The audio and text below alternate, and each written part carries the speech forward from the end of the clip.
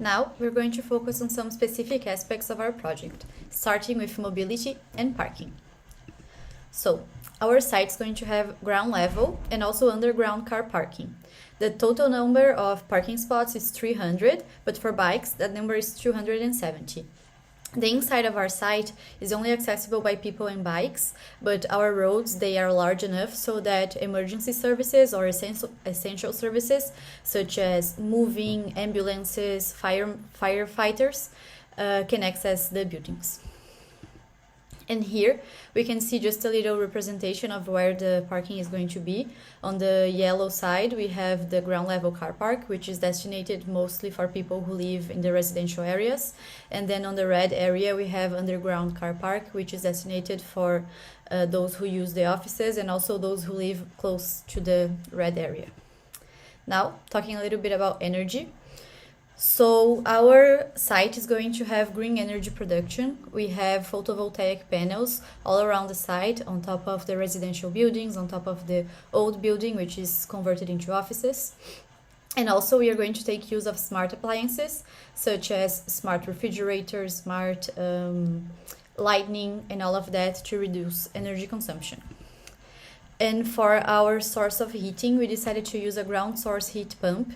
And this was decided because we researched that the heat pump has an efficiency level of over 300% when compared to other services.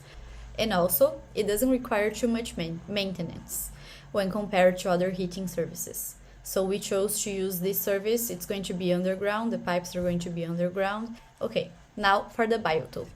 So first, talking a little bit about the water. Water is going to be harvested from the building, so we have a rainwater collection system.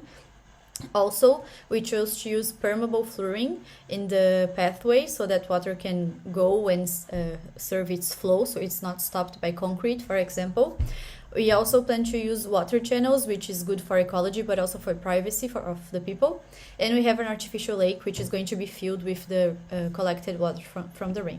So also we calculated the biotope factor, and the factor that we reached was of 0.61, which is a really good factor, and that is due to the use of efficient materials, sustainable materials, and ecological measurements as well. Okay, so now for the technical review. Our project aims to be a passive project, and we did lots of calculations regarding that. So first, the daylight factor that we reached is of 1.9, and we were looking for a value of around 2, so that's a good value.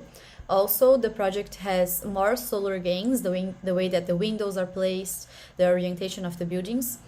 So the solar gains are higher than the heat losses. And also some numbers. Our U-BAT value is of 0.5. Our gains are of almost 70%.